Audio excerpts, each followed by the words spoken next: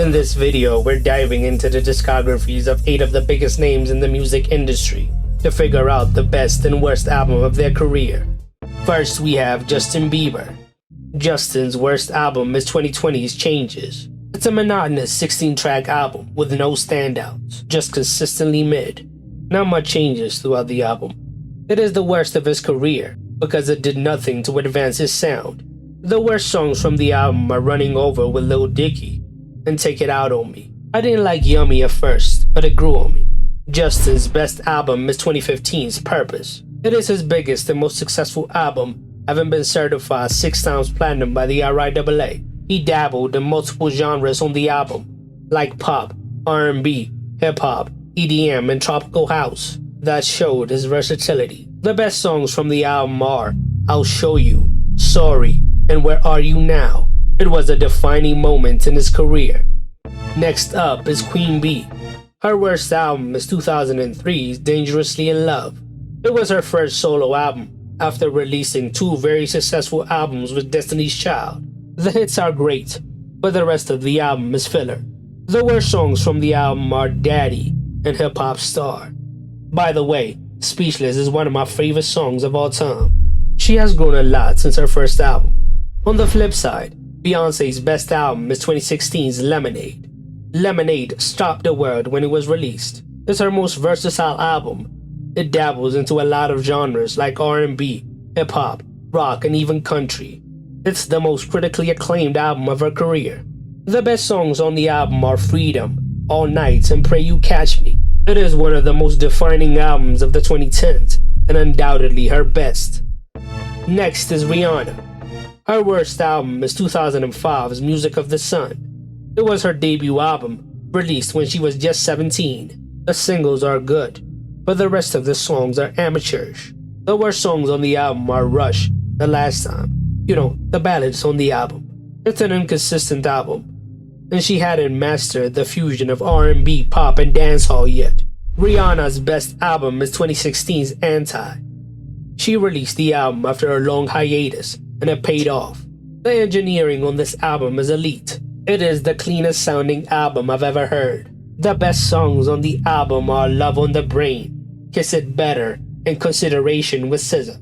Rihanna's whole career culminated into this album. Next is Drake.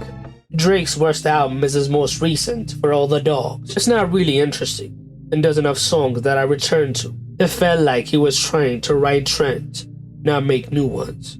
The worst songs on the album are Calling For You, Gently with Bad Bunny, and Polar Opposites.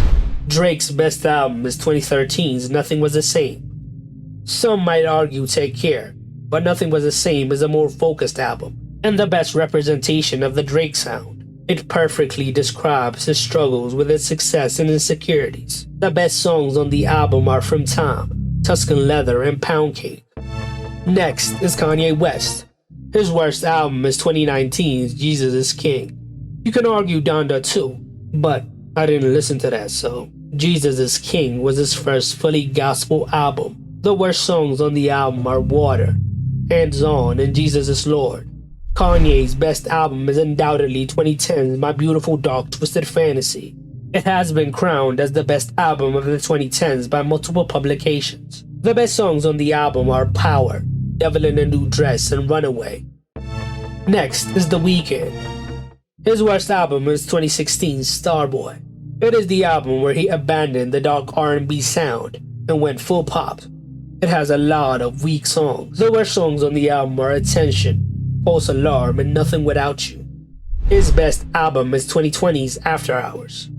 Some might say House of Balloons, but After Hours is his most polished and focused take on his dark, alluring world. It blends the 80s synth-pop sound and the modern pop sound.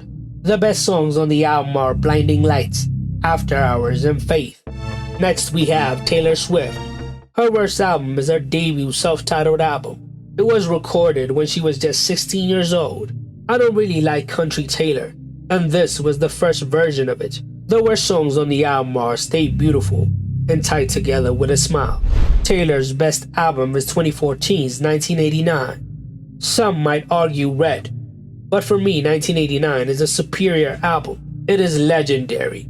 as it has cemented its status as a pop Bible. The best songs from the album are Wildest Dreams, Style, and Blank Space. Last, but certainly not least, we have Ariana Grande.